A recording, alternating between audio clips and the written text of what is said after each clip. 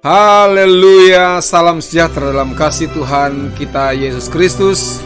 Salam sehat, salam keberkatan, salam kemenangan buat kita semuanya. Puji Tuhan, kembali bersama dengan saya, Pendeta Rudi Timbong, dalam program Makroni, makanan rohani hari ini, yang akan kembali menyegarkan kita, yang akan kembali memberikan kekuatan, semangat baru untuk terus melangkah bersama dengan Yesus. Dan pastikan, bersama dengan Yesus, kita akan melihat kemenangan terjadi dalam kehidupan kita. Haleluya.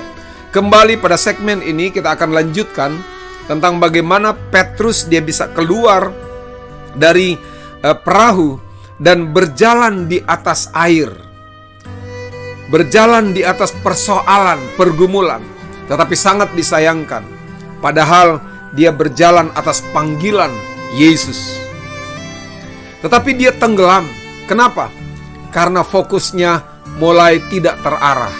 Bahkan Alkitab berkata, kurang keyakinan, kurang kepercayaan, bimbang.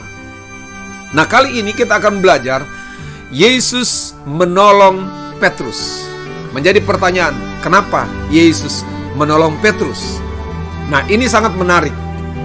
Mari kita melihat kebenaran firman Tuhan dalam Matius pasal 14, Matius pasal 14 ayat yang ke-31. Ayat 31 berkata begini, segera Yesus mengulurkan tangannya, memegang dia, dan berkata, hai orang yang kurang percaya, mengapa engkau bimbang? Ini perkataan Yesus kepada Petrus pada waktu Petrus mulai tenggelam. Kok bisa? Yesus kembali menolong Petrus karena Yesus mengasihi Petrus, sama Yesus juga mengasihi saya dan saudara. Nah, mari kita belajar. Ada dua hal mengapa Yesus mengangkat, menolong Petrus yang sementara tenggelam. Pertama, kita melihat karena Petrus memanggil Yesus dengan nama Tuhan.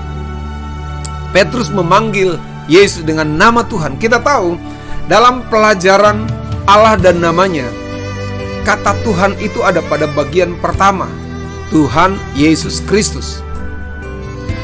Tuhan ini bicara tentang oknum pertama, yaitu Allah, pencipta langit dan bumi, penguasa seisi dunia ini. Jadi pada waktu dia melihat Yesus, waktu dia tenggelam, dia melihat Yesus, dia tidak panggil Yesus, tetapi dia berkata Tuhan. Karena dia tahu, karena Petrus tahu bahwa Tuhan yang ada di dalam Yesus itu berkuasa, akan menolong, sanggup menjamah, dan bertanggung jawab atas kehidupan Petrus, bahkan bertanggung jawab atas kehidupan saya dan saudara. Nah, saudara, dalam ayat yang ke-12 dari Yohanes pasal yang pertama, Yohanes pasal pertama, kita lihat dulu ayat yang ke-30. Ayat 30 dari Matius pasal yang ke-14, pada bagian kedua, takutlah ia dan mulai tenggelam. Lalu Alkitab berkata, berteriak, Tuhan, tolong. Tuhan, tolong aku. Petrus berteriak dan memanggil nama Tuhan yang ada di dalam Yesus. Karena Petrus tahu, nama Tuhan yang ada dalam Yesus Kristus itu berkuasa dan sanggup menolong. Yohanes pasal yang pertama ayat yang ke-11 berkata seperti ini. Yohanes pasal pertama ayat yang ke-11, tetapi semua orang yang menerimanya diberinya kuasa supaya menjadi anak-anak Allah. Haleluya. Yang kata Tuhan tadi, yaitu mereka yang percaya di dalam namanya. Di dalam siapa? Nama Yesus. Ada apa di dalam nama Yesus? Ada nama Tuhan yang berkuasa, yang sanggup menolong, yang sanggup mengangkat dalam setiap persoalan pergumulan hidup kita. Haleluya. Bagian kedua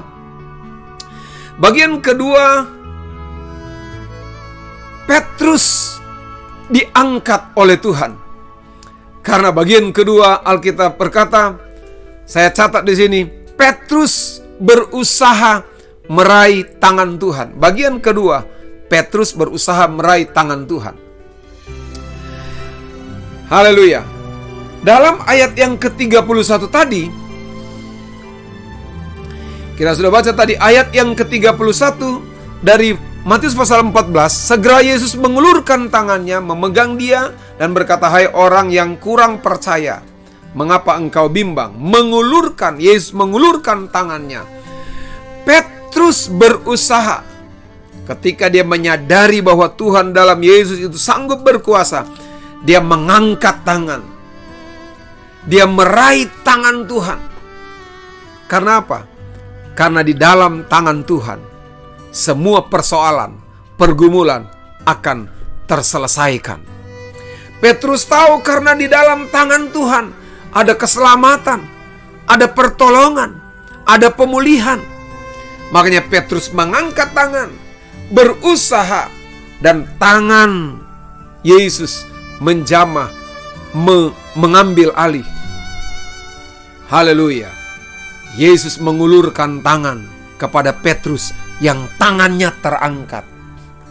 Bisa saja Yesus sudah mengulurkan tangannya, tapi Petrus tidak mau mengangkat tangan. Ada banyak orang seperti itu.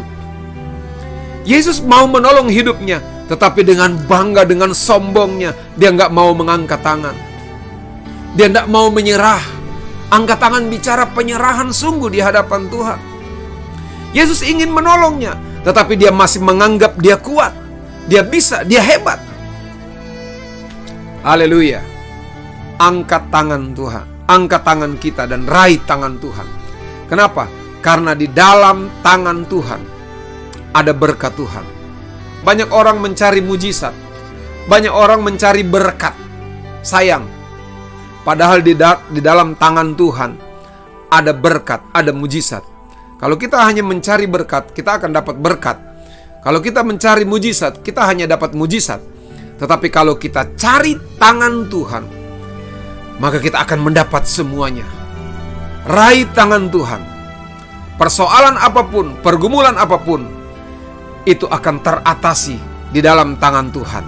Amsal pasal 21, ayat yang ke-31, Alkitab berkata begini, kuda diperlengkapi untuk hari peperangan, tetapi kemenangan ada di tangan Tuhan. Kuda ini kita tahu bicara tentang kekuatan, bicara tentang kehebatan, bicara tentang kepintaran, bicara tentang kemampuan hidup material, kekuatan hidupnya.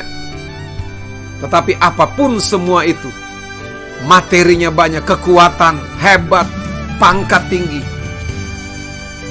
Haleluya. Yang bisa menolong kita hanya ada di dalam tangan Tuhan.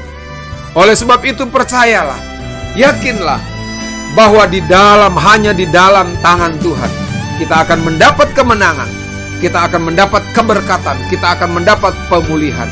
Percayalah, jaminan Allah utuh dan menjadi bagian kita. Kita akan menjadi tetap kuat, kita akan tetap naik, kita akan tetap semangat bersama dengan Yesus. Kemenangan menjadi bagian kita. Haleluya, puji Tuhan. Tuhan Yesus memberkati kita semua. Haleluya.